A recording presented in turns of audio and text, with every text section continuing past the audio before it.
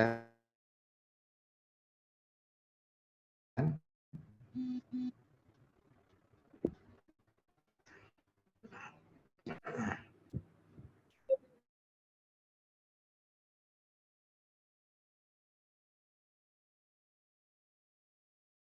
saya kelihatan apa mboten, J?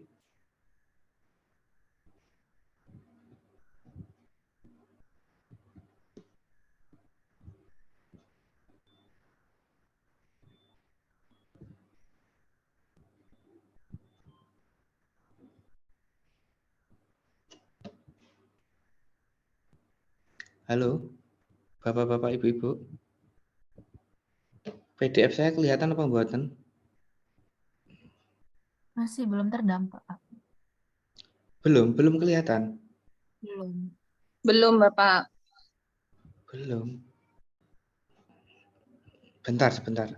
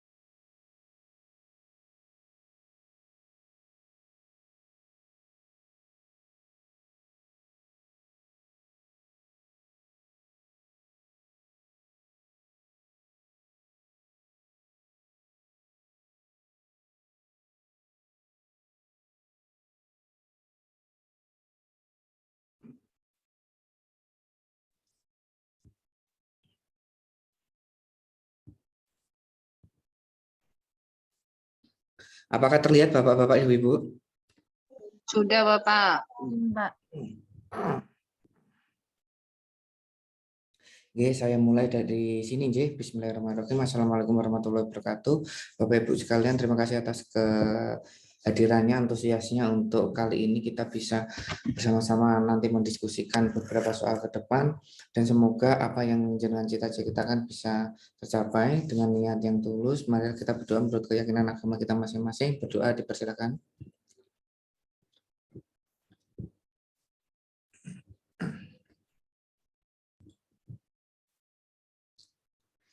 Berdoa dapat diakhiri. Terima kasih Bapak-bapak dan Ibu-ibu atas waktunya. Tak lupa saya ulang lagi menyampaikan terima kasih atas antusiasnya. Semoga pada kesempatan kali ini nanti tahun anggaran ini, seleksi kali ini menjadi tahun panjenengan semua. Amin. Oke, Bapak dan Ibu, saya selalu mengingatkan kepada panjenengan semua karena panjenengan semua sudah sangat mahir sekali di klinis ya. Tak lupa saya selalu sampaikan tetap dijaga dijaga konsistensinya, tetap dijaga terus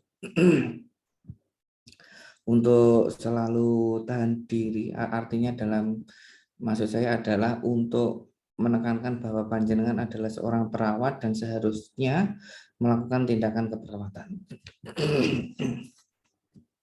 Baiklah, kita mulai dari sini.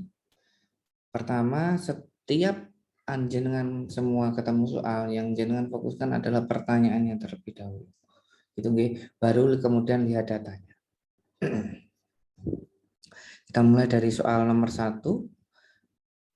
Dari kasus di atas, diagnosa keperawatan yang menjadi prioritas. Seorang laki-laki 24 tahun dirawat di rumah sakit X dengan diagnosa apendisitis. Pada saat pengajian dikeluhkannya nyeri, tertusuk-tusuk pada abdomen kuadran kanan bawah dengan skalanya 7. Muncul secara bertahap, nyeri tersebut membangunkan pasien tidur dan pada waktu itu. Ya. Nyeri terasa di aplikasi. Kira-kira masalah keperawatannya apa Bapak-bapak dan Ibu? Nyeri akut. Nyeri akut, Pak. B. Nyeri akut ya. Di sini sangat jelas ya, kalau nyeri akutnya ini masuk dari B5 untuk tidur, kebanyakan tidur adalah gangguan psiko, Bu, Bapak. Nanti ada lagi tidur itu karena gangguan di B1 sampai B6. Tinggal lihat satu kausanya mana. Gitu, nggih. Oke, selanjutnya nomor 2. Tindakan utama.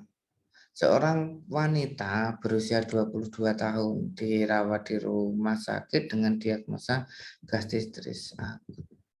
Pada pengkajian didapatkan keluhan nyeri seperti tertusuk-tusuk abdomen kuadran kanan bawah dengan skala 3. Ya, meskipun gastritis tapi ada kuadran kanan yang muncul secara bertahap, nyeri terasa di daerah epigastrium. Tindakan utama yang harus dilakukan. Yang B, Kompres Bapak. hangat, Andi. Yang E, Pak. Yang E, Yang B. B. Ajarkan teknik relaksasi distraksi. ya ajarkan teknik relaksasi dan distraksi.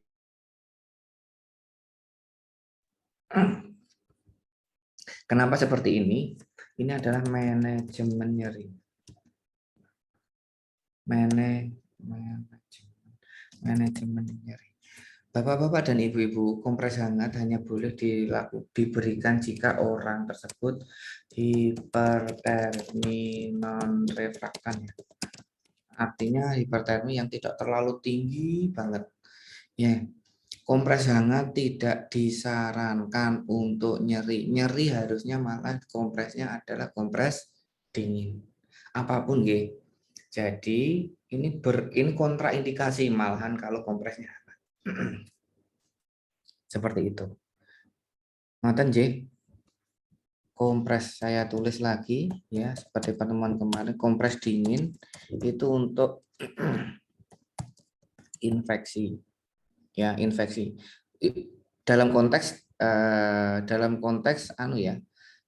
proses inflamasi gitu aja ya. Proses inflamasi. Terus trauma perdarahan. Nah, apa ya, trauma perdarahan, tertusuk lah ya, tertusuk dan lain sebagainya. Kalau dingin, hangat itu hanya untuk hipertermi sejauh ini ya. Jadi kalau dikasihnya malah hangat, nanti ini malah menyebabkan nyeri berlanjut gitu nggih. Karena kompres hangat meningkatkan proses respon inflamasi bradikinin, prostaglandin, serotonin gitu nggih. Mediator inflamasi. Sampai di sini ada yang tanyakan Bapak-bapak dan Ibu-ibu? Ada yang tanyakan? Cukup? Saya lanjutkan nomor 3. Tindakan utama yang harus dilakukan pada pasien. Seorang laki-laki berusia 32 tahun dirawat penyakit dalam, laki-laki dengan diagnosa pneumotoraks, disertai keluhan sesak nafas, terdapat tarian dinding interkoste, sklera tanpa anemis. Oke, tanpa anemis. Pada pengajian tekanan darah 150, frekuensi nadi 120, nafas 28, suhu tubuh 38. Tindakan yang utama apa Bapak-bapak dan Ibu? Yang A, Pak. Yang E.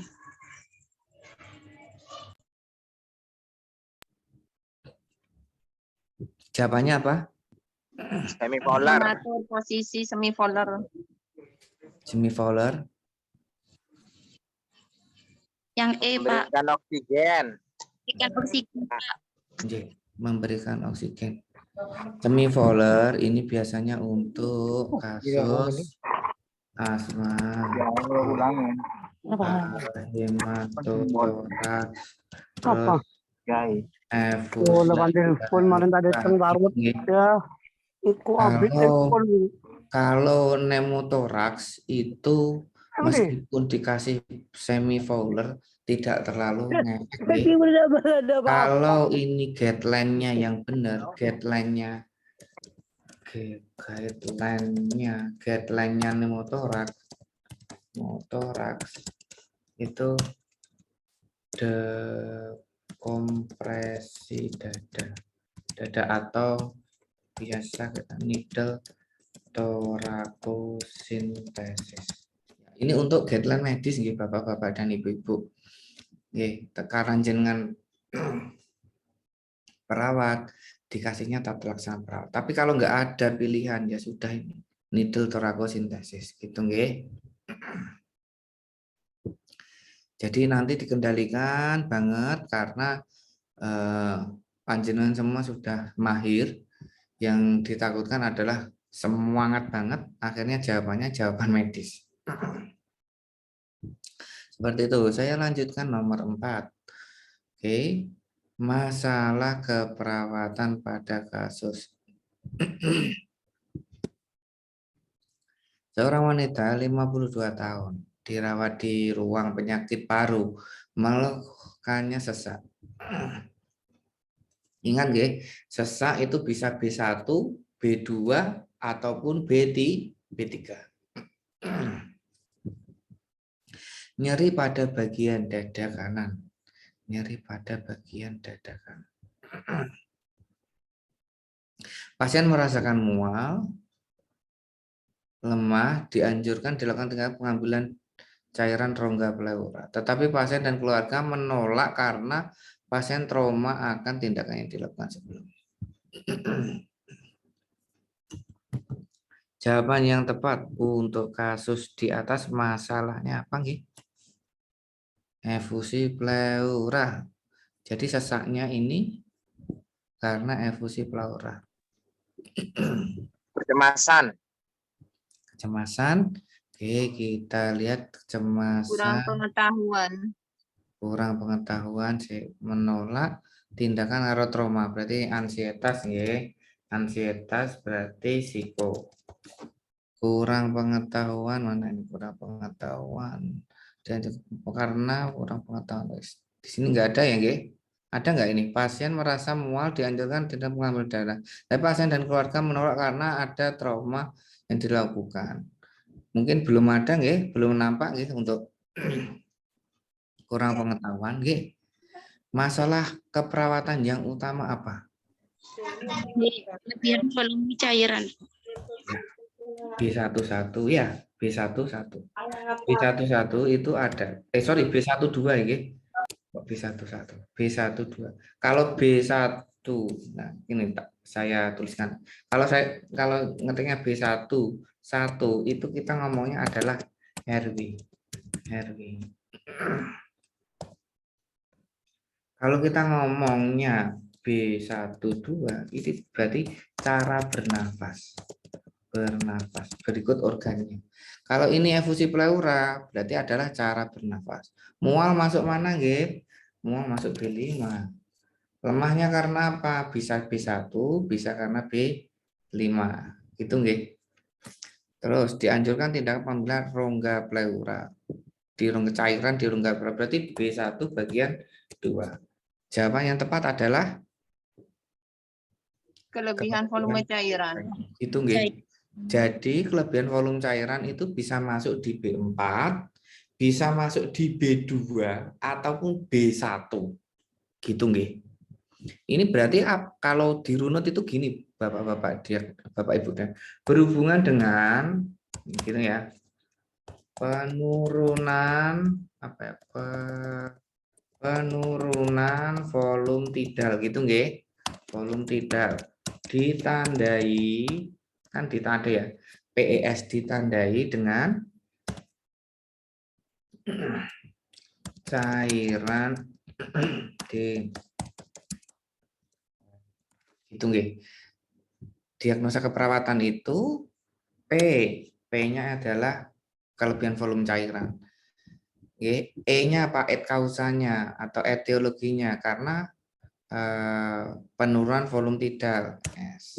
Sorry, ya E. Tandanya ini S. So, ya, S. Simptom ya, simptomnya ini penurunan di rongga pleura, bisa sesak gitu nggih. Jadi ini cara mendiagnosa, kalau lengkap diagnosanya seperti ini. Gitu nggih, Bapak-bapak dan Ibu-ibu.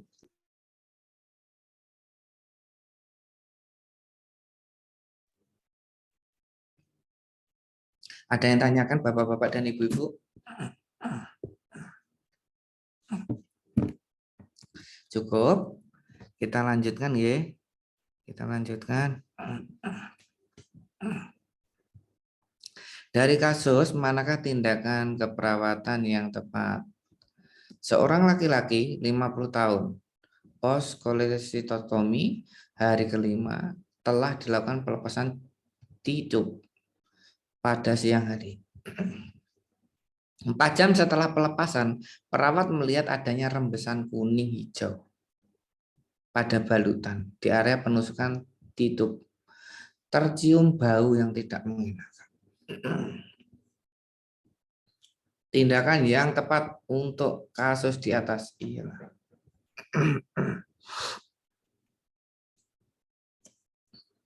kuning, berarti adanya kuning kehijauan, adanya pus gitu nggih, atau nanah gitu nggih. Pada balutan tercium bau tidak sedap ya, berarti infeksi nggih.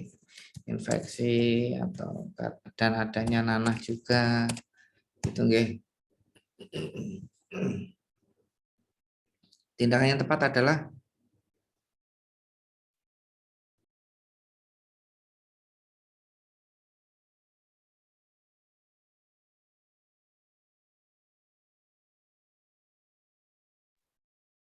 apa, Bapak-bapak dan Ibu-ibu? Yang A. Yang A. Ya, gitu nggih. Good. Ya, benar nggih.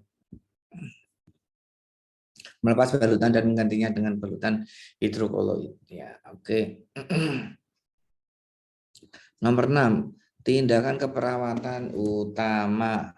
Seorang laki-laki berusia 55 tahun dirawat di penyakit dalam, diagnosanya DM. Saat pengajian didapat adanya luka foot ulcer grade 2 dengan keadaan basah. Pada saat pengajian didapatkan tekanan darah 140, nadinya 105, nafasnya 25 dan keadaannya kompos medis. Tindakan utama pada kasus di atas adalah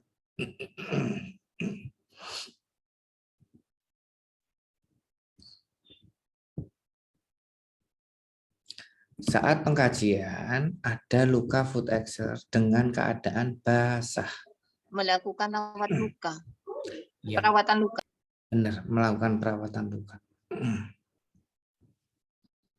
Gitu nggih. Tapi kalau memang ada luka foot ulcer saja tanpa ada basah, jawabannya adalah GDS. Gitu nggih. Karena ini ada Minta basah. tolong kasih keterangan Pak Dia. Gimana? Minta tolong kasih keterangan buat Oh iya, belajar. iya. Oke. Ya. Jika data hanya memuat luka foot ulcer tanpa adanya tanda infeksi, misal basah, pus, nanah, dan maggot. Maggot itu nggih, Bapak-bapak, apa ya? Ulat nggih, ulat. Gitu nggih. Kalau yang B ini jika data hanya memuat luka foot ulcer tanpa adanya tanda-tanda infeksi lainnya. Jadi pakainya GDS. Kompres hangat tidak dianjurkan. Apapun ya, karena ini proses peradangan. Memberi insulin bolus enggak, karena tidak ada tidak ada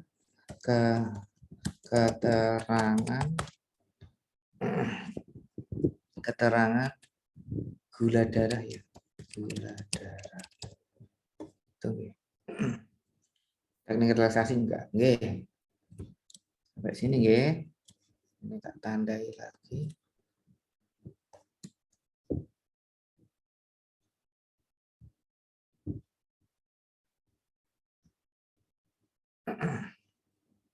Ini nggih, Bu.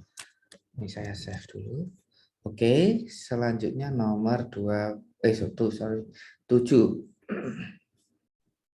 Masalah keperawatan utama.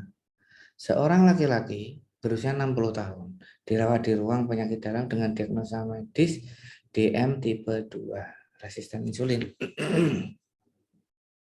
Pada saat pengkajian oleh perawat didapat pasien mengeluh cemas, tidak mau makan. Tekanan darah 150, nadi 120, suhu 37 derajat Celcius dan frekuensi nafas 23. Jawaban yang tepat untuk kasus ini adalah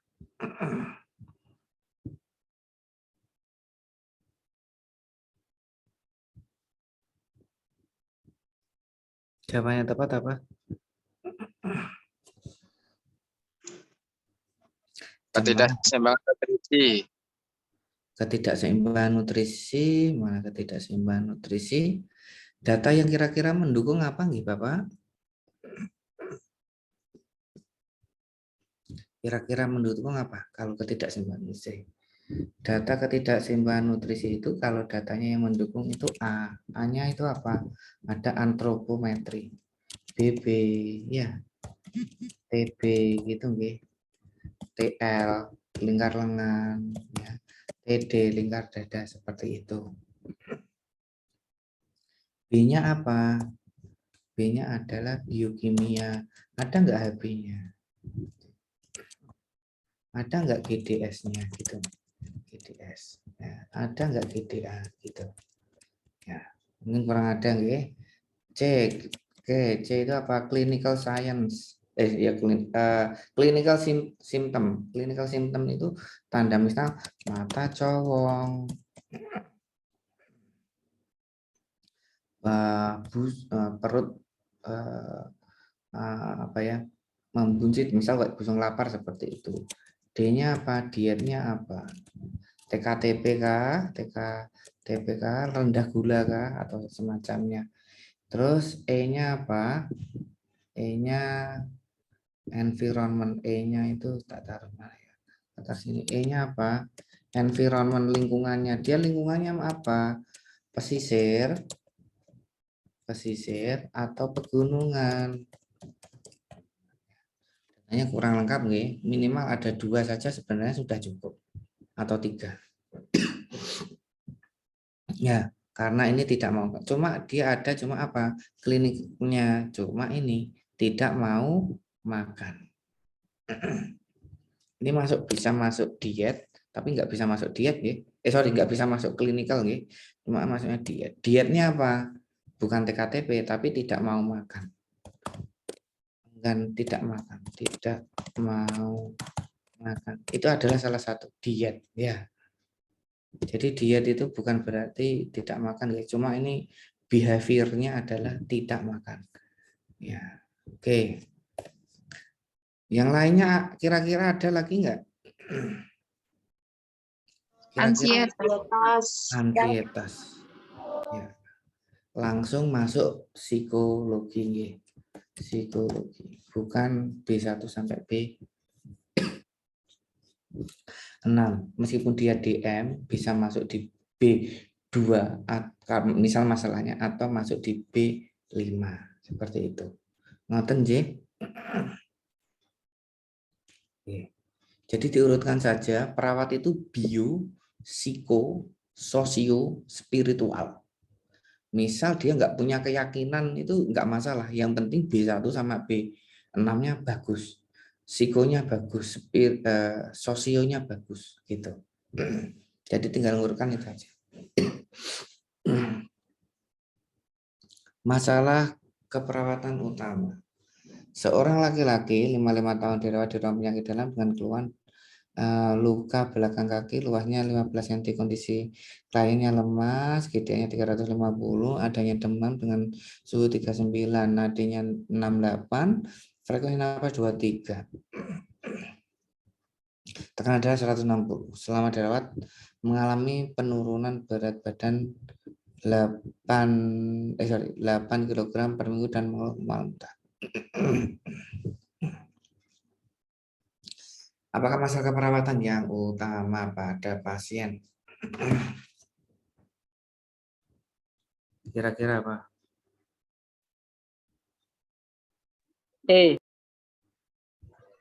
Ketidakseimbangan nutrisi kurang dari kebutuhan. Yang A. Kita cek nggih. Kita cek. Luka di bagian belakang kaki. Di belakang kaki apa lukanya ini? B berapa? B6.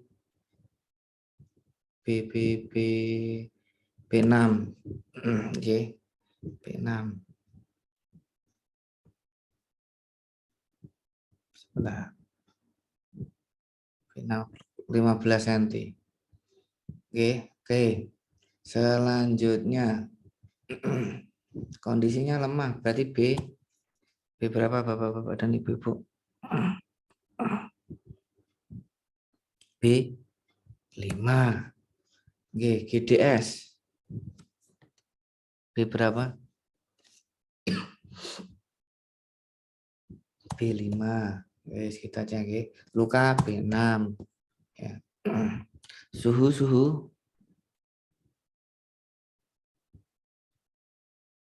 Suhu gangguan termoregulasi bisa di B3 gitu nggih.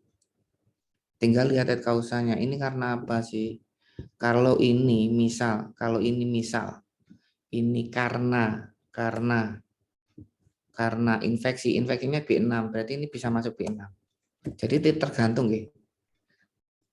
B2 bisa, B berapa tadi? B5 bisa. B3 bisa, B6 bisa. Gitu nggih. Jangan lihat B2 apa ya. Misal dia kekurangan cairan gitu ya. Kekurangan cairan. Jadi masuknya di B2. B3 apa? Gangguan termoregulasi, misal cedera kepala berat. Ya, fungsi neurologis. Jadi lihat kausanya. B6 karena proses infeksi karena lukanya. Seperti itu. Nyata J. Ini masuk di penurunan berat badan B. Kita cek dulu ya. Suhu ini B berapa? Oke, penurunan berat badan 8 kg per minggu. Berarti B5. Mual muntah B5. Bapak Ibu tolong dibantu. Ini kira-kira demam suhunya 39 ini karena apa nih?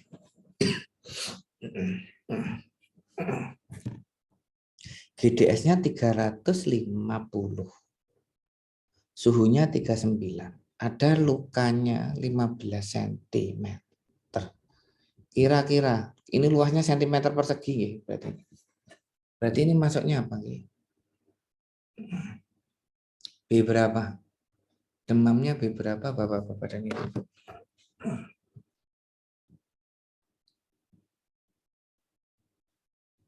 Kira-kira B berapa?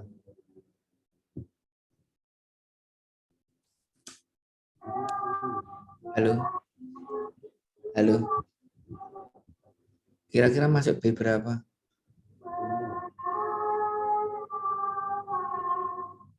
Bapak-bapak dan Ibu-ibu. B5 Pak, karena kekurangan nutrisi.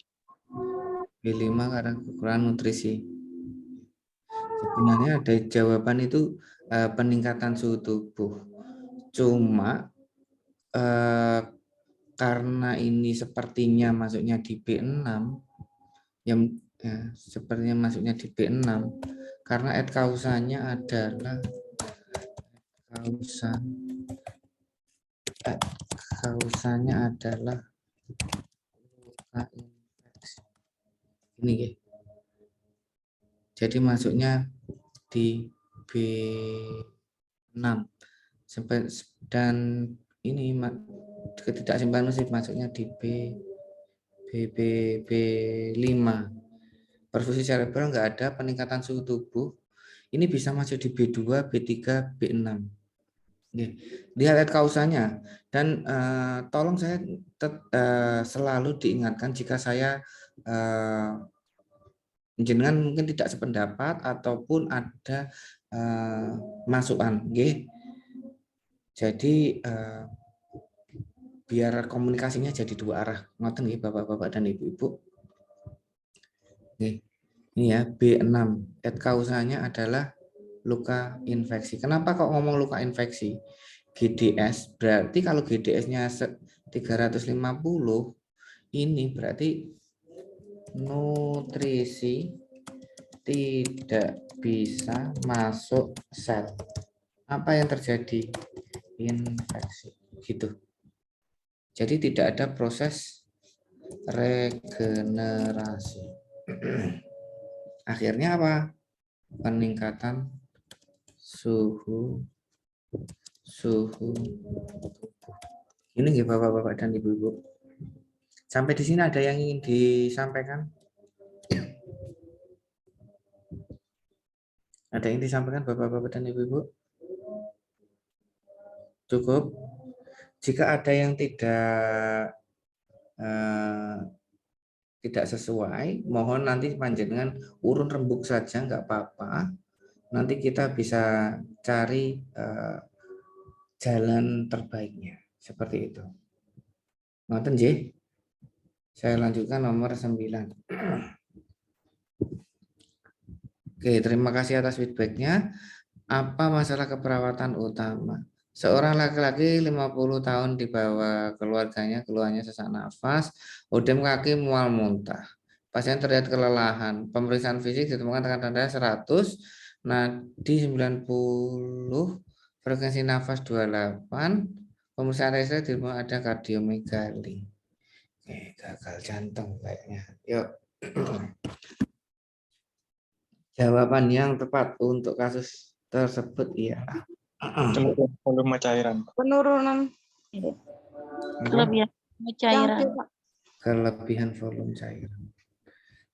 Oke, meskipun ini kelihatannya seperti gagal jantung, tetapi hemodinamiknya masih oke. Kita nggak bisa ngomong penurunan curah jantung. Seperti itu. Gitu nggih. Ya. Ini ada odem kaki dan lain sebagainya. Ya, ini masuknya di B2. Kita tandai dulu nggih. Kita tandai dulu. Sesak nafas bisa B1, B2, B3. Karena sesak nafasnya karena kelihatan jelas adanya odem kaki, berarti kemungkinan ada penumpukan cairan pada paru, berarti B2. Ini masuk di B2. Oke, mualnya masuk di B5.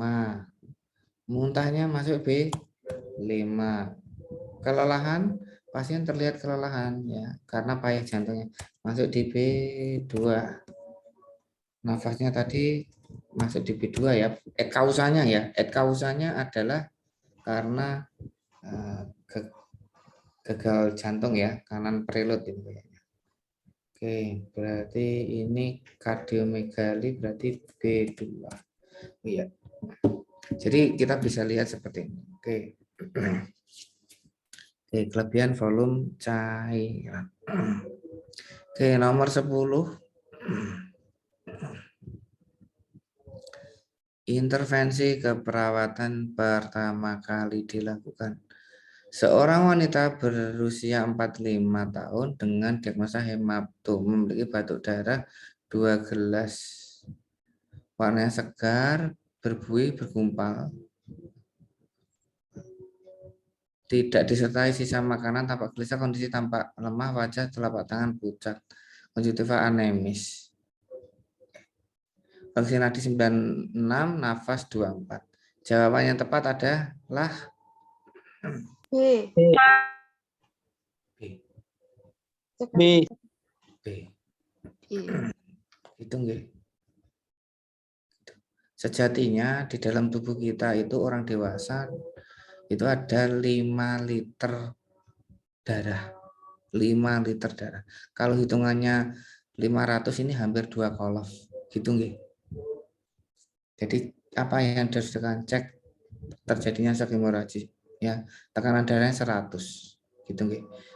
Nadinya 98 gitu. Nafasnya 2, 4. Oke, tanda-tanda resiko terjadinya shock. Oke nggih, saya lanjutkan ke nomor 11. Sampai sini ada yang tanyakan Bapak-bapak dan Ibu-ibu? Ada yang tanyakan? Tidak, Pak. Tidak ya. Oke. Selanjutnya 11 edukasi penyulian yang tepat. Seorang laki-laki 37 tahun baru saja diagnosa diabetes mellitus. Perawat menekan diagnosa yaitu resiko cedera berhubungan dengan penurunan persepsi sensori. Jadi jawabannya apa Bapak-bapak dan Ibu-ibu? Problemnya adalah ini problem. Jawabannya apa? Yang B. Yang B. B, Pak. Iya, B. Good, ya. B. Benar. Dengan alas kaki yang tertutup di dalam dan di luar rumah. Ya, selanjutnya berapakah berat badan ideal? Oh, BBI, BBI. Oke. Seorang laki-laki 50 tahun dengan berat badan 60 kg dengan tinggi 165 masuk ke rumah sakit diantar oleh anaknya dengan keluhan makan banyak, sering kencing, pandangan kabur, kesemutan. Hasil pemeriksaan fisik didapat berat badan 60 menjadi 45, kulit kering, gula darah sewaktu 420. Pasien sering bertanya tentang keluhan yang dirasakan.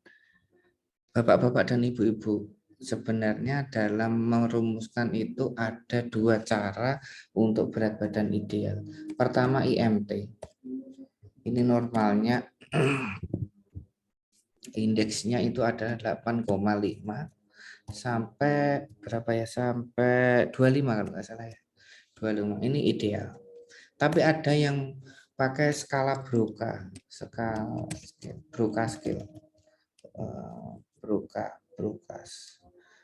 rumus Broca ya, rumus Broca ini. Nah, kita cek nggih, kita cek. Kalau rumus Broca itu rumusnya adalah tinggi badan dikurangi 100, ya kan? Dikurangi 10%, 10%,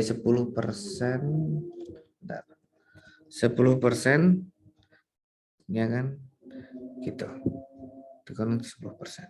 10% PP gitu. Ya, 10%. Oke. Jadi Bapak-bapak, Ibu-ibu, 10% tinggi badan kurangi 100. Gitu. Jadi ini dilihat adalah laki-laki. Kalau wanita 15. Bentar saya tuliskan Broca laki, Broca cewek.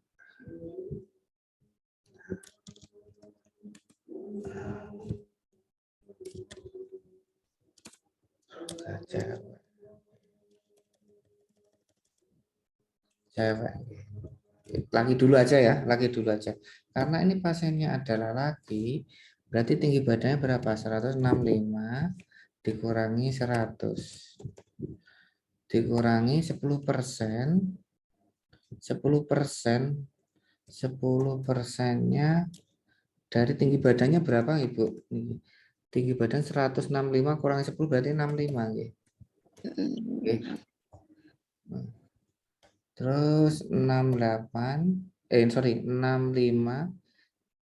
nggih kurangi 6,5. Jawabannya berapa gini? Jawabannya adalah 58,5. 58,5. Oke, ini kita pakai Broca. Ya, kalau kita pakai IMT gimana? Gitu, Ge. Tapi ada soal itu memang letterleg pakai IMT.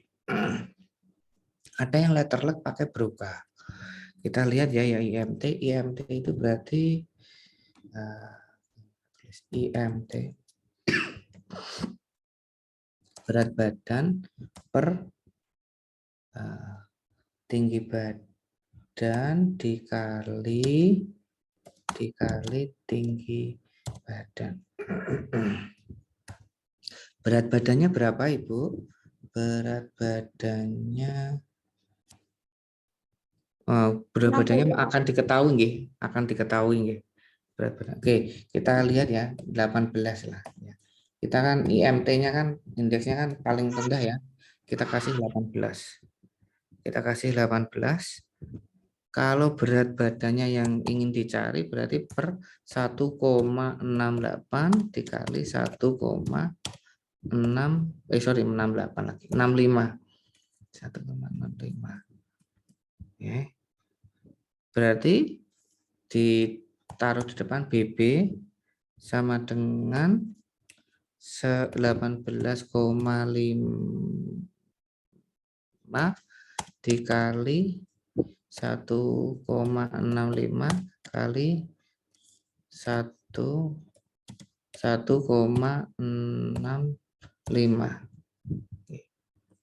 Berarti BB idealnya kalau pakai indeks massa tubuh yang 18,5, jawabannya berapa nih? 18,5 kali 1,333. Berarti jawabannya 48,3. Oke, ini yang indeksnya yang rataan paling bawah, IMT ideal paling bawah. Sekarang pakai IMT rataan yang paling tinggi, nggih. Berarti berapa? 25. Nggih ya. 25 berarti langsung saja ya.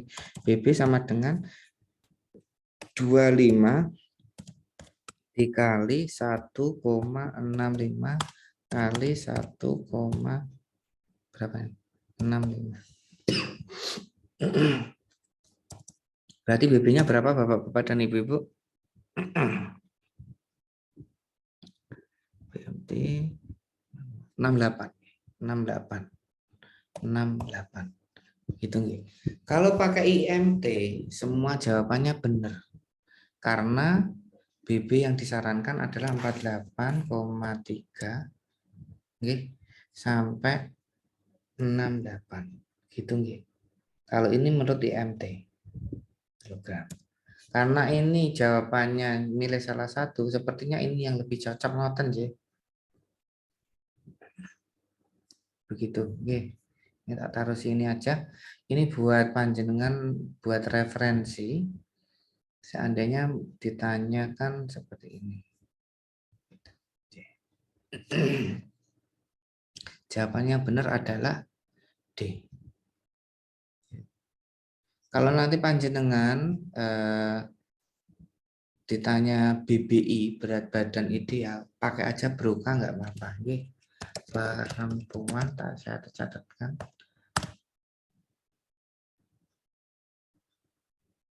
Tinggi badan.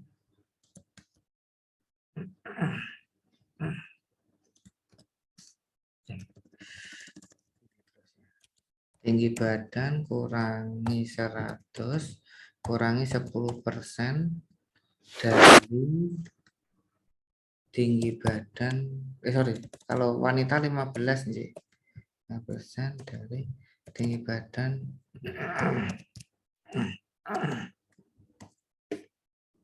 Gitu. Ngoten sih Bapak-bapak dan Ibu-ibu. Selanjutnya nomor 13. Masalah keperawatan utama. Seorang perempuan berusia 35 tahun mengalami CA serviks stadium 2. Saat ini sedang dalam persiapan kemo. Mengeluh nyeri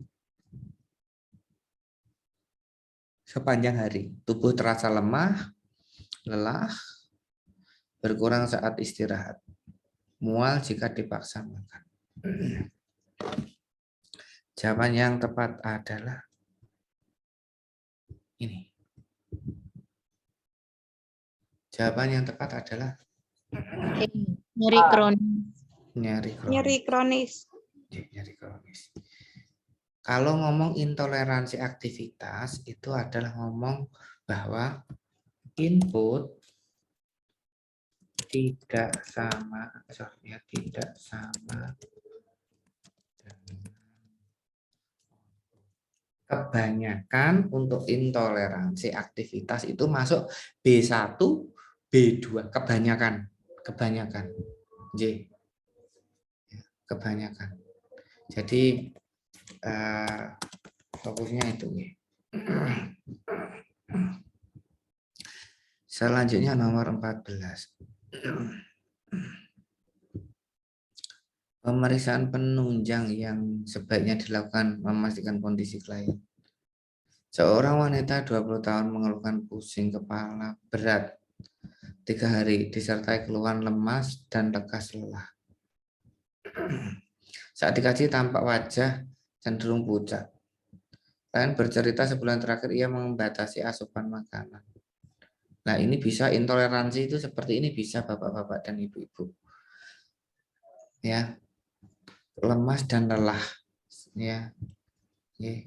Kepala berat karena dan membatasi aktivitas. Misal seperti itu boleh. Pemeriksaan penunjang sebaiknya dilakukan memastikan kondisi klien adalah Hemoglobin. HB, Pak. apa? Yang D hemoglobin. Ya, hemoglobin. Jadi pada prinsipnya hemoglobin itu mengikat semua nutrisi ya Bapak-bapak dan Ibu. Misal oksigen, sudah pasti semua panjenengan tahu. Ya, pemeriksaan oksigen bisa dikonfirmasi dengan saturasi dan BGA ataupun pemeriksaan diabetes mellitus ya dengan HbA1c. Makanya disebut HbA1c. Ini yang di observasi ada hemoglobinnya. Dia mampu nggak menampung gula untuk diedarkan dalam tubuh. Nah, seperti itu. Jadi tukang angkut-angkut ya seperti itu. Oke, nomor 15. Intervensi yang dapat diberikan pada klien. Seorang klien sering mengalami gangguan tidur karena kesibukan organisasi dan perkuliahan. Gangguan tidur kita. Klien tidak terbiasa mengkonsumsi kopi, namun kondisi terjadi setiap malam sehingga ia sulit konsentrasi di siang hari. Hal tersebut semakin memicu stres. Oke, jawabannya yang tepat adalah Yang E, Pak. yang E. Oke. Fokusnya adalah karena kesibukan. Gitu nggih. Yuk, lanjut nomor 16. Apa diagnosa keperawatan prioritas berdasarkan kasus di atas? Seorang perempuan 40 tahun di rumah sakit dengan keluhan demam. Klien mengatakan badan terasa panas, berkeringat, urin terasa lembab, lidah kemerahan, disertai sakit saat menelan. Dilakukan pengajian subuh 40, frekuensi nadi 105, nafas 28. TSH-nya 0,1. Jawaban yang paling tepat kasusnya Hipotermi, Pak. ya, kelihatan banget nih. Oke, selanjutnya 17. Masalah keperawatan utama. Seorang laki-laki berusia 63 tahun. Dia di ruang penyakit dalam dengan keluhan banyak makan. Sering buang air kecil, haus, trias DM ya.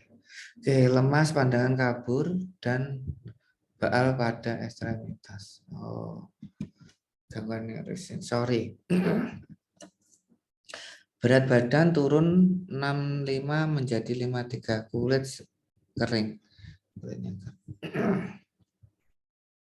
Kadar gula sewaktu 300. Oh ya, benar dia.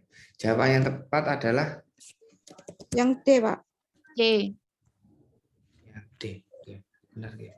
D. Ketidakseimbangan Cairan kurang dari dari kebutuhan tubuh. Didulukan mana antara koreksi gula darah dan cairan? Didulukan cairan. Didulukan mana cairan dengan oksigenasi? Didulukan oksigenasi. Seperti itu, J. Nggih. Oke. Nanti kalau panjenengan ketemu soal, nanti ada ketidakseimbangan apa ya itu namanya, ketidakseimbangan atau ketidakadekuatan gitu. Ketidakadekuatan gula darah, apa ya? Gula darah gitu. Ini ada di SDKI. Nanti kalau nggak ada jawaban ketidakseimbangan nutrisi, jawabnya ketidakseimbangan adekuat regulasi gula darah atau semacamnya lah ya. Itu ada. Jadi kalau nggak yang merah ini berarti ketidakseimbangan nutrisi. Gitu nggih, Bapak-bapak dan Ibu-ibu. Kalau DM nggak ada ceritanya kelebihan nutrisi nggih. Meskipun gula darahnya tinggi. Gitu. Kalau nggak jawabannya ini, kalau ini ya, atau jawabannya yang C. Gitu nggih. Kalau kita nanti fokusnya adalah gula darah. Gitu nggih. Sampai di sini dimengerti nggih Bapak-bapak dan Ibu-ibu? Nggih, Pak. Nggih, karena itu diagnosanya itu 1, 5, 6 tahunan ini, 5 tahunan ini, 5 tahunan ini di SDKI adanya. Nah nanti tak khawatirnya pemilihan soal itu kan nggak tahu mahdhab yang digunakan orang untuk bikin itu dari Nanda, dari SDKI, ya kan masih ada sisa-sisa Nanda gitu kan ya. Kalau di Nanda akan berbeda sekali dengan yang ada di SDKI. Tidak semuanya, cuma ada beberapa. Selanjutnya nggih, nomor 18, masalah keperawatan. Seorang wanita berusia 50 tahun dirawat di ruang penyakit dalam dengan keluhan sering kencing, makan dan minum. Ya, trias DMW, pasien dianjurkan dokter akan diberikan insulin. Tetapi pasien dan keluarga menolak karena pasien baru mengalami penyakit tersebut untuk pertama kali. Jawaban yang tepat adalah Kurangnya pengetahuan, Pak. kurang pengetahuan. Selanjutnya, apakah masalah keperawatan? Seorang wanita 55 tahun dirawat di ruang penyakit dalam dengan diagnosa medis diabetes mellitus. Saat pengkajian didapatkan keluar banyak keringat, tremor, muntah, indeks massa tubuh 17, ya kurang sedikit ya dari normal. Hasil pemeriksaan GDS-nya 50. Nah, jawabannya adalah Yang E, Pak. ya iya gitu nggih. Meskipun GDS-nya rendah, GDS-nya tinggi, nggih, berarti ada kekurangan asupan nutrisi pada sel. Berarti jawaban yang tepat adalah ketidakseimbangan nutrisi kurang dari kebutuhan tubuh. Gitu nggih. Tapi kalau GDS-nya tinggi, orangnya gemuk, berarti enggak keseimbangan nutrisi. Tinggal dilihat GDS-nya ada korelasi enggak dengan antropometrinya. Ya. Berarti kalau ketemu GDS ini, cek antropometri. Gitu nggih. Ya, oke. Selanjutnya, berapakah IWL invisible water loss? Invisible water loss. Invisible water loss itu bisa dari nafas, keringat, BAB. Itu nggih. Seorang wanita berusia 34 tahun. Kita fokus saja ke berat badan. Karena nggak ada penambahan suhu, berarti ngitungnya gimana? Ngitungnya gimana Bapak-bapak dan Ibu-ibu? Saya sudah lampirkan di PPT saya. Hitungnya yaitu adalah waktu orang dewasa 15 dikali tadi fokus apa? Berat badan, Pak. Dibagi. Oh, enggak ya. Dikali berapa berat badannya? 60 nggih? 60. 60. Jawabannya 900. Berapa nih? 900 nih. 6, 5, 5, 3, 3, 9. 900. Ya. Nah, IWL itu ini hitungannya adalah CC per 24 4 jam. jam. Jadi kalau di sini ngomongnya per jam berarti 900 dibagi 24 itu berapa nggih dapatnya? 2, 4, 3, 3. Jawabannya berapa Bapak dan Ibu-ibu? 2, 3. Oke, 37,5 Pak. Ya, 37,5. Terima kasih atas feedbacknya dan bantuannya. Selanjutnya nomor 21. Pengkajian selanjutnya yang harus dilakukan oleh perawat. Seorang laki-laki 45 tahun datang ke perdana dengan keluhan utama luka pada tumit. Lama luka 2 bulan lebih. Kurang lebih 2 bulan. Klien menyatakan memiliki riwayat diabetes sejak 10 tahun yang lalu. Berarti pengkajian yang harus dilakukan perawat dengan kasus tersebut.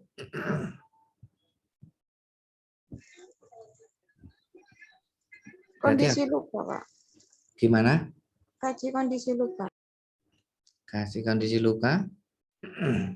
Yang paling utama. Ya, nanti pasti akan kaji kondisi luka. Tetapi mungkin ada core problemnya. Kenapa kok dia seperti itu? Kaji terapi, Pak. Kaji terapi. Itu nggih.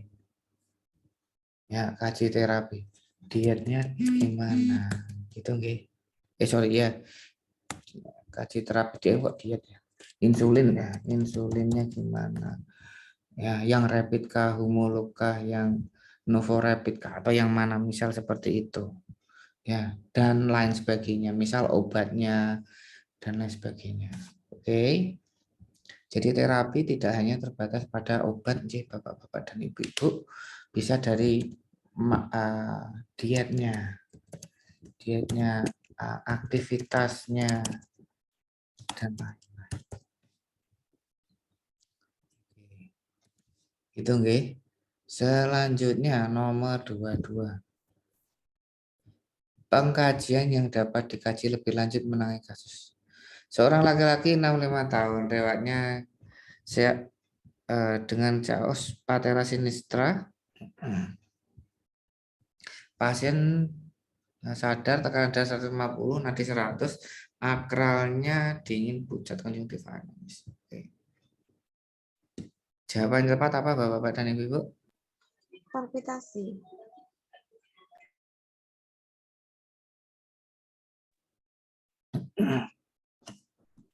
Jawabannya tepat apa Bapak dan Ibu?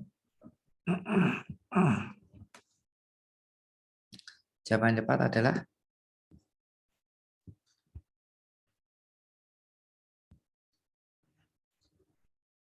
akralnya dingin, pucat, konjungtiva anemis.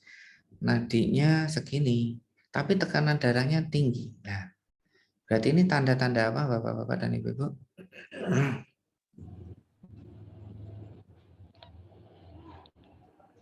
Tanda apa? Tanda? Palpitasi, Pak. Palpitasi. Palpitasi. Itu nih. Palpitasi itu nadi tinggi, ya, nafas juga cepat, sama tensi tinggi. Tensi tinggi ini biasanya resiko shock neurogenik ya.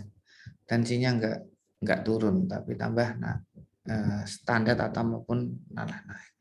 Hematuri berarti ada pipis darah. Oke, selanjutnya Apa klasifikasi skala nyeri yang dirasakan pasien? Biasanya pakai Wong Baker. Kita lihat Wong Baker biasanya yang biasanya digunakan 1 sampai 10. Seorang perempuan berusia 37 datang ke klinik poli penyakit dalam hasil anamnesa, terdapat pembengkakan pada leher sebelah kanan, pembengkakan di ini semula hanya kecil, tidak mengganggu, namun sekarang mulai terasa nyeri dengan skala nyeri 3. Oh gini, langsung 3. Berarti jawabannya adalah nyeri B. Nyeri ringan. Ringan. Nyeri itu adanya cuma 3 ya, nyeri sedang, ringan, sedang, berat. Ringan, sedang, berat. Terkontrol atau tidak itu tergantung dari medikasinya atau manajemen nyerinya. Gitu. Oke, ringan, sedang, berat. Oke. Selanjutnya nomor 24. Masalah keperawatan yang tepat. Masalah keperawatan yang tepat.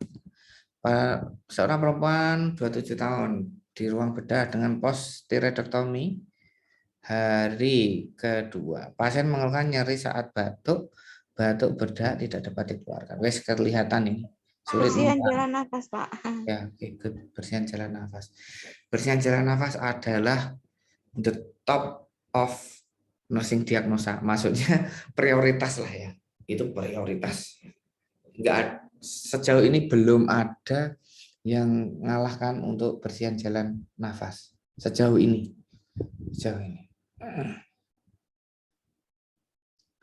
Oke, selanjutnya.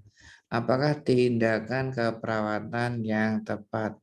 Seorang laki-laki berusia 53 tahun dirawat di ruang penyakit dalam, keluhannya sesak. Mandaing ya. Saat pengajian, pasien ada batuk, berdak, kental, lengket, susah dikeluarkan, bernafas ronki. Nah, ini masalah keperawatannya apa, Bapak-bapak? Mengajarkan batuk efektif, Pak. Ya, benar. Masalah keperawatannya apa ini? Bersihan jalan nafas. Bersihan jalan. Bersihan jalan nafas. Oke, gitu. Jadi, kalau kita ngomong masalahnya paling tinggi ya masalah bersihan. Kalau kita ngomongnya intervensi paling tinggi ya untuk intervensi bersihan jalan nafas. Intervensinya macam-macam ya. Gargling untuk orangnya yang ada cairan ya. Ada yang pakai semivolar, ada yang pakai batuk efektif, ada yang fisioterapi dada, macam-macam. Ada yang Heimlich manuver dan lain sebagainya. Jawabannya adalah mengajarkan batuk efektif. Ya, kalau kayak gini kita ngomong aja B1 bagian 1. B1 bagian 1 seperti ini. Gitu nih, memudahkan kita. Selanjutnya, metode pemberian oksigen yang paling tepat. Seorang laki-laki 65 tahun dirawat penyakit dan keluhannya sesak nafas. Saat pengajian dapat data pasien gelisah. Terdapat retraksi dinding dada, pernafasan cukup hidung. Dengan darah 140-100, frekuensi nadi 90, nafasnya 32. Saturasinya 95. Kolaborasi dengan dokter dianjurkan. Ini sudah kelihatan nih. Jawabannya apa Bapak-bapak dan Ibu? Masker sederhana. Nasal kanul. Nasal kanul. Masker sederhana lebih dari 5 lpm ya, 5 sampai 8. Kalau simple mask 5 sampai 8. Oke. Non rep breathing lebih tinggi lagi. Oke, selanjutnya nomor 27. Apa tujuan perawat melakukan tindakan kuratif? Tindakannya apa? Kita lihat.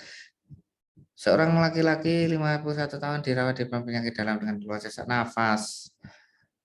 Pengkajian di saluran nafasnya wheezing, ya, mengi. Tekanan darah 130, nadinya 100, frekuensi nafas 32. Suhu tubuh 37. Perawat melakukan tindakan kolaborasi memberikan nebulizer Berotec. Berotec ya. 1 cc dan NaCl 2 cc. Jawabannya yang tepat apa Bapak-bapak dan Ibu-ibu? Mengencerkan dahak. Berotec. Berotec jawabannya apa Bapak-bapak dan Ibu-ibu? Mengencerkan dahak, Pak. Virotek. mengencerkan dahak. Nah, coba kita lihat ya. Virotek itu obat apa ya? Virotek. Virotek. Saya juga nggak hafal nih obatnya. Virotek. Virotek inhaler mandel vetemer. Obstruksi penyempitan berarti bronkodilator. Virotek bronkodilator nggih. Pulmicort. Pulmicort. Pulmicort apa Bapak-bapak dan Ibu kalau di ruangan? Ventolin isinya, Pak. Isinya Ventolin. Berarti kalau Ventolin untuk Saluran nafas, melonggarkan, Pak. melonggarkan. Berarti bronkodilator nggih. Ini saya cek tadi bronkodilator. Bener ya? Pulmicort ini isinya Ventolin ya? Bapak, Ibu-ibu. Bapak, tadi siapa ini? Bronkodilator. Ventolin bronkodilator.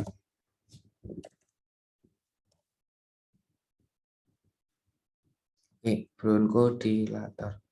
Berarti jawabannya apa?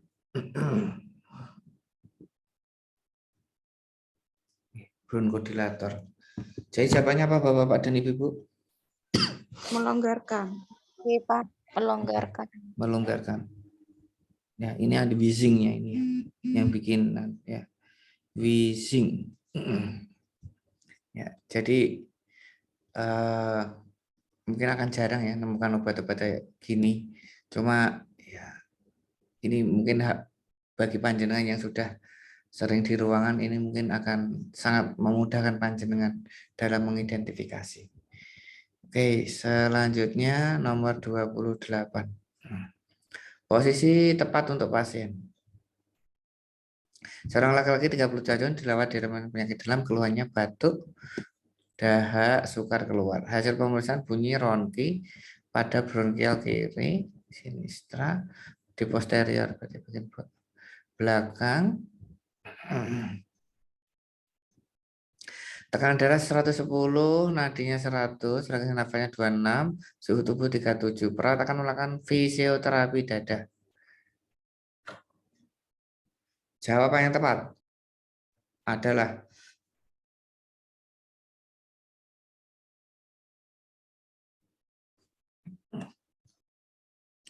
adanya ronki. Bronkialnya sebelah kiri, tetapi bagiannya adalah bagian belakang, posterior. Berarti pasien harus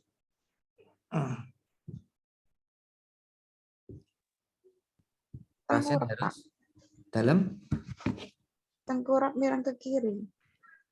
Tengkurap miring ke kiri. Kita asum kiri.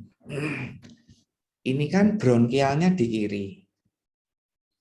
Ronki, bronkial di kiri. Berarti jenengan taruhlah tangan panjenengan di sebelah kiri karina. Oke.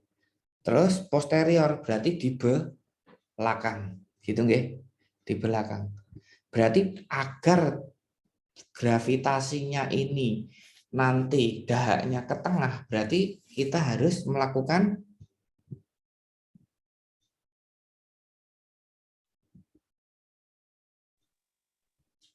ini kan berarti kan bronkial kiri, berarti anggaplah cairan atau sekretnya itu sebelah kiri. Posterior berarti bagian belakang, anggaplah di bagian punggung gitu ya.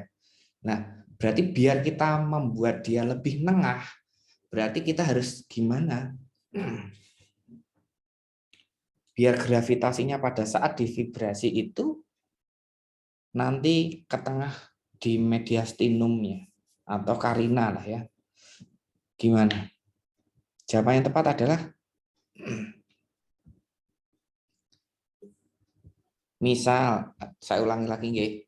Sekretnya sebelah paru-paru kiri, berarti pasiennya miring ke kanan. Miring ke kanan.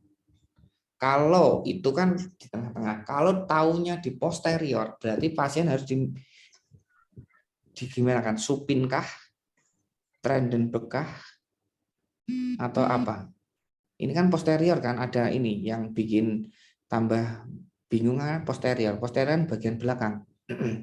Berarti harus oke, miring kanan oke. Oke, miring kanan oke. Berarti harus ditengkurapkan. Tengkurapkan. Ya, gitu nggih. Nggih. Ini hukum fisika ini. Ya, hukum fisika. Oh, kan. Hukum fisika. Hukum fisika gravitasi. Gravitasi. Kalau bronkialnya kanan, ya miringnya ke kiri. Kiri, Pak. Ya. Oke, nggih. Nggih. Oke, selanjutnya nomor 29. Manakah tindakan keperawatan yang paling tepat sebelum dilakukan postural drainase? Posisikan. Seorang wanita 64 tahun dirawat di ruang penyakit dalam dengan keluhan PPOK. Hasil pemeriksaan diperoleh data batuk dengan seputum sulit dikeluarkan, auskultasinya Ronki. Nah, pasien diprogramkan postural drainase. Tindakan keperawatan yang paling tepat sebelum dilakukan postural drainase adalah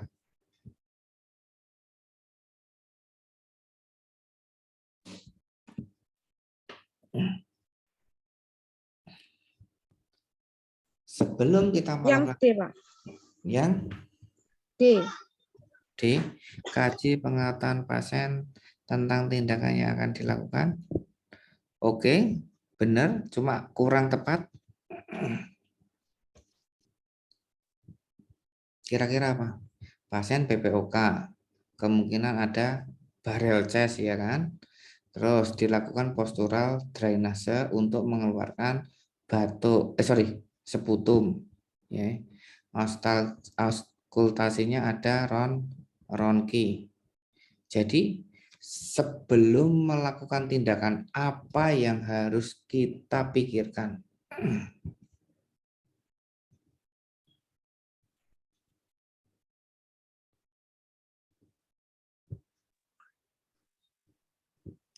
Jawaban yang paling tepat adalah Toleransi pasien, Pak. iya. Toleransi pasien. Gitu nggih. Ya, toleransi pasien. Oke. Jadi dipastikan dulu kalau pasiennya ini dengan kondisi seperti ini, apa sih yang harus saya lakukan? Seperti itu. Jadi dipastikan dulu. Oke, nggih. Baru yang lainnya dijalankan. Oke, selanjutnya nomor 30. Apapun nggih Bapak Ibu, sebelum tindakan apapun dipastikan indikasinya. Sudah sesuai enggak tata laksana ini dengan kasusnya? Ada yang bikin ini dilarang enggak jika dilakukan pada kasus ini? Seperti itu. Jadi kontraindikasi. Indikasi dan kontraindikasi. Maaf. Oke, selanjutnya nomor 30. Apakah tindakan keperawatan yang tepat pada kasus di atas? Seorang perempuan usia 49 tahun dirawat di ruang penyakit dalam dengan keluhan sulit bernafas, nafas terengah-engah. Hasil pengajian didapat pasien tampak gelisah, frekuensinya 34. Adanya penggunaan otot bantu nafas tambahan. Hasil pemeriksaan penunjang menunjukkan adanya serangan asma akut. Nah, jawabannya yang paling tepat ada Kolaborasi dalam pemberian oksigen. kolaborasi dalam pemberian oksigen.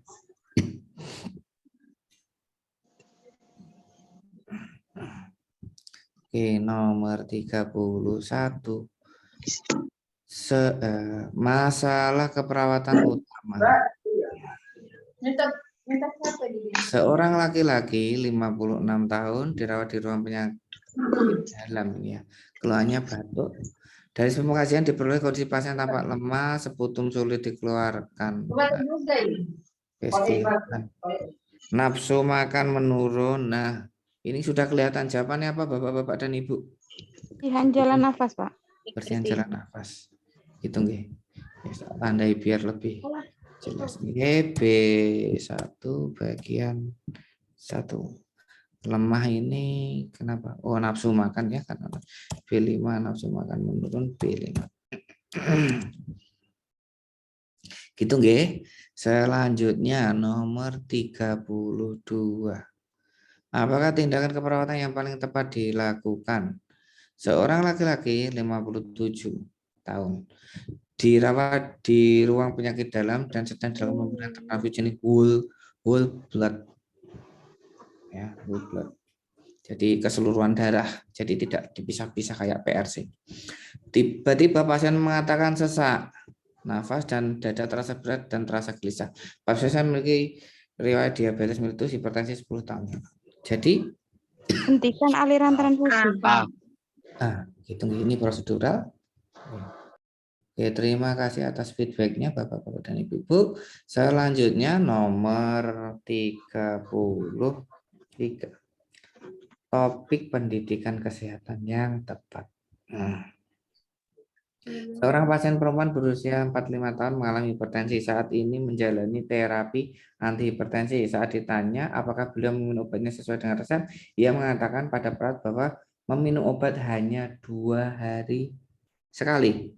Karena harga obat tersebut mahal dan tidak mampu meminumnya setiap hari. Topik pendidikan.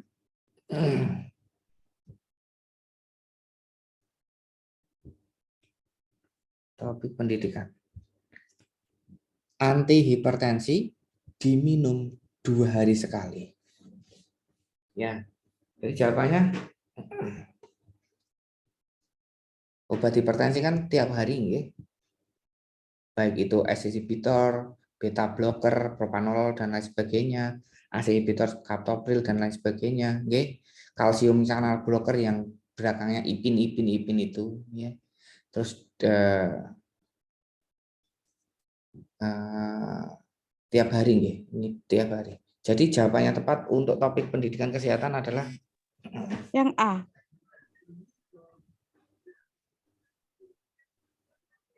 Yang A, defisiensi pengetahuan mengenai informasi terkait topik pendidikan.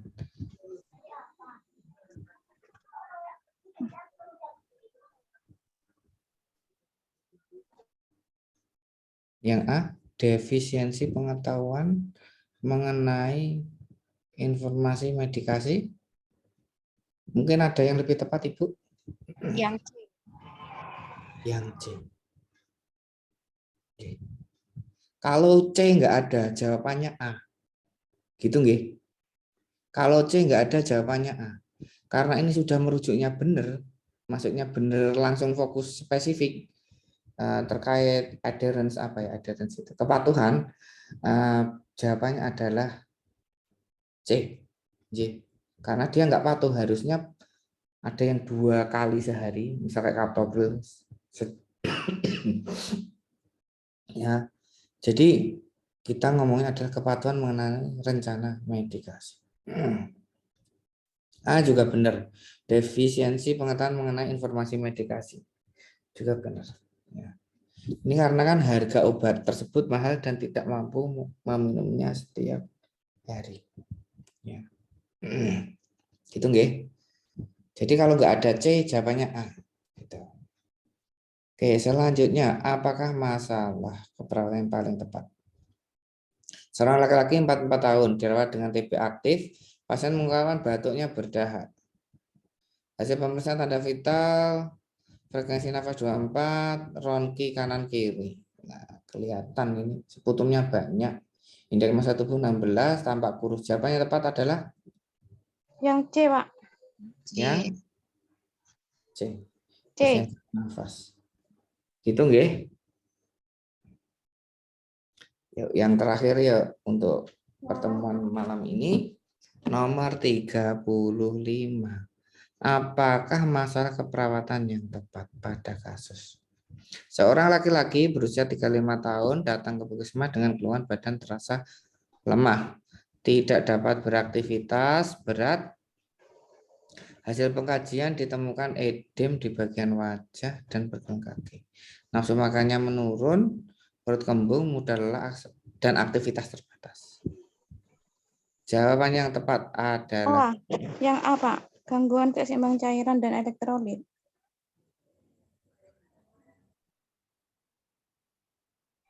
Yang A, gangguan Cairan dan elektrolit. cairan dan elektrolit. Kita lihat nih. Tandai dulu A, gangguan keseimbangan cairan dan Intoleransi elektrolit. aktivitas, Bapak. Intoleransi aktivitas. Oke, ada lagi? Kita tandai nggih. J. Oke, kita Adanya tandai. Ini pasien keluhan terasa lemah, tidak dapat beraktivitas berat. Hasil pengajian ditemukan edema di bagian wajah, pergelangan kaki, nafsu makannya menurun. Lemahnya berarti karena B5. Gitu nggih. Kausanya ini kan B5. Oke, perutnya kembung berarti B5. Mudah lelah B5. Salah. Mudah lelah bukan B5. Mudah lelah aktivitasnya terbatas. Berarti B2. Nggih, B2. Intoleransi aktivitas nggih. Oke, tidak dapat beraktivitas berat berarti B2.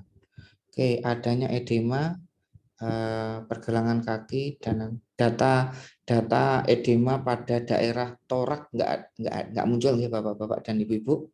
Berarti masuknya di B4 gitu nggih.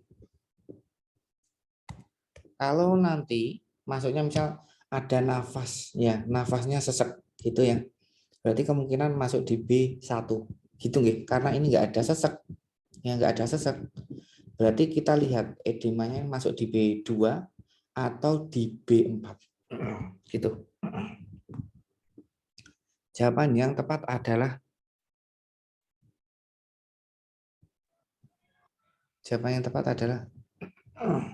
Yang C. C, gitu nggih. Yang C seperti ini. Oke. Jadi Bapak-bapak dan Ibu-ibu, ini tak tandai. Ini biasanya yang bikin agak sedikit bingung ya. Misal kayak gini, intoleransi aktivitas itu jika suplai energi yang digunakan tidak sama dengan yang dihasilkan ya.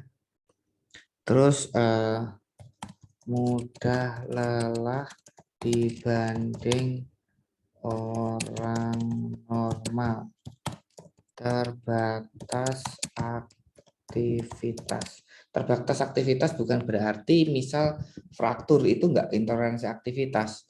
Intoleransi aktivitas itu lebih ke arah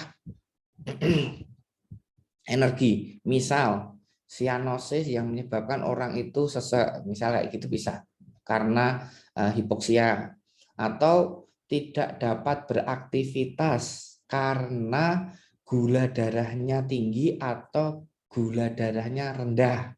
Itu termasuk intoleransi aktivitas. Seperti itu.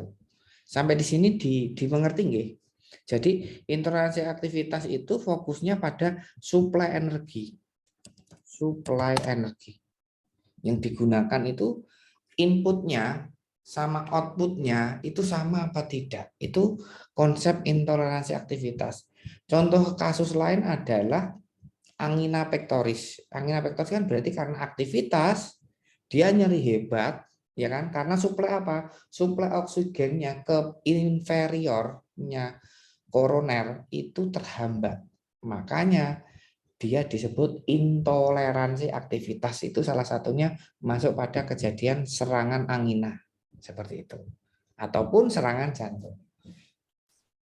Intinya fokusnya satu nih Bapak-bapak dan Ibu-ibu, energi, baik itu energi secara nutrisi, oksigen, makanan, dan lain sebagainya. Sampai di sini ada yang tanyakan Bapak-bapak dan Ibu-ibu? Sampai di sini ada yang tanyakan? Tidak ada, Pak. Tidak apa. Oke, tidak ada. Terima kasih atas waktunya Bapak-bapak dan Ibu-ibu. Saya mohon maaf jika ada salah-salah kata baik sengaja maupun tidak. Saya sangat welcome sekali terhadap feedback panjenengan, mungkin tidak sama di ruangan ataupun tidak sama dengan apa yang panjenengan pahami, itu enggak apa-apa, enggak masalah. Mungkin saya harus ada yang koreksi ataupun kita cari penyelesaiannya di diskusi yang kita jalani sekarang ini. Nanti kalau memang ada feedback silahkan bisa lewat admin ataupun bisa lewat kontak saya yang sudah saya berikan di PPT, itu ada kontak saya. Terima kasih atas waktunya. Tak lupa sebelum saya tutup untuk pertemuan kali ini, dan insya Allah nanti kita bisa ketemu lagi di pertemuan selanjutnya, pertemuan kita yang ke-8. Saya selalu berdoa pada panjenengan dan keluarga panjenengan semua, semoga pada tahun ini menjadi tahun panjenengan semua sehingga bisa menjadi ASN dan mendapatkan NIP Amin. seleksi kali ini. Doa terdalam dari saya. Terima kasih atas waktunya Bapak-bapak dan Ibu-ibu. Saya akhiri. Billahi taufiq wal hidayah. Wassalamualaikum warahmatullahi wabarakatuh. Waalaikumsalam warahmatullahi Waalaikumsalam Pak, izin warahmatullahi stop. wabarakatuh. Nggih.